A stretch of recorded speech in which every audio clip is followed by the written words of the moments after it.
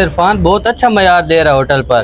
सालन इनका बहुत लजीज है और साथ इन्होंने फ्रूट भी दिया हुआ है। इसलिए तो हम यहाँ पे आते हैं खाना खाने के लिए। हाँ लेकिन इस दफा बिल तुमने देना है। यार शुएब ऐसे तो ना बोला कर, पिछली बार भी मैंने बिल दिया था। अच्छा यार मैं ही दे दूंगा।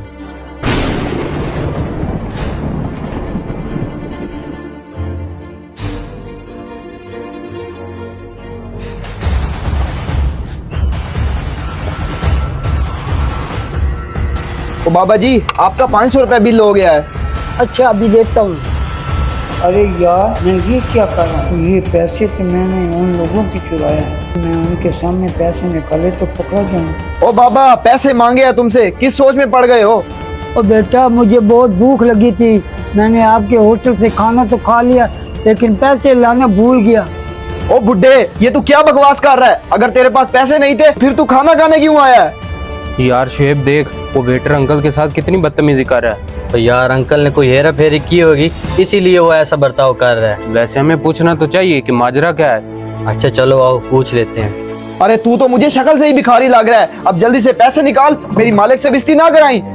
अरे बेटा 500 की क्या बात है, मैं आपको कल अदा कर दूंगा। अरे भाई क्या बात हो गई है, किस बात पर इतना झगड़ा कर रहे हैं आप? ओ भाईजान क्या बताऊं मैं आपको, इन लोगों के पास पैसे तो होते नहीं है, ऊपर से मुंह उठा के खाना खाने आ जाते हैं। क्या मतलब भाई, मुझे आपकी किसी बात की समझ नहीं आई। ओ भाई खाना खा लिया इसने, जब पैसे देने की बारी आई है तो बहाने बना रहा है। ओ बुजुर्गों, आपने कितने का खाना खाया है? बेटा जी मैं 2-3 दिन से बहुत भूखा था, मेरे खाने का बिल 500 बना है।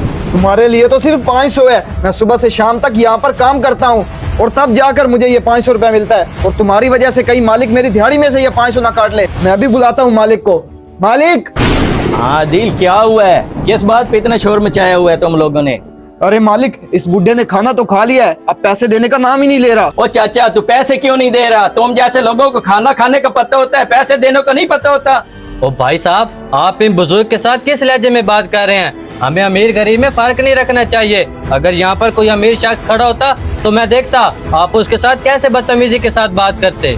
ओ भाई साहब तुझे इस चाचे पे इतनी हमदर्दी आ रही है तो तू अपने पास से पैसे दे दे। तो 500 रुपए की क्या बात है, शुएब अपने बिल के साथ बाबा जी का बिल भी पे कर दो। हाँ देता हूँ। अरे ये क्या, मेरी जेब में से पैसे किधर गए उसामा? शुएब रुक, मैं ऑनलाइन कर देता हूँ। अरे ये क्या, मेरी जेब में मोबाइल नहीं है।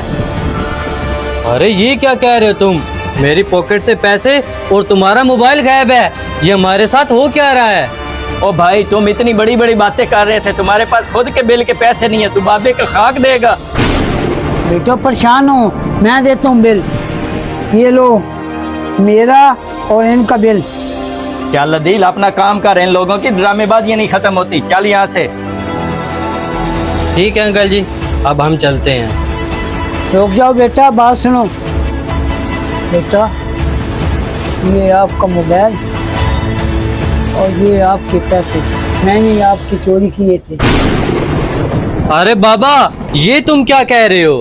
हाँ बेटा मैं सच कह रहा हूँ, मैं 2-3 दिन से भूखा था और मेरे घर में फाके पड़ रहे थे, मैंने मजबूर होकर आपकी चोरी की, मुझे माफ कर।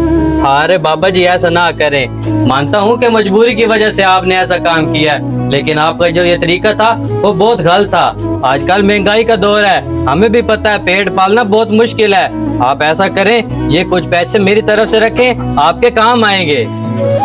रख ले अंकल जी, शर्मिंदा ना हो।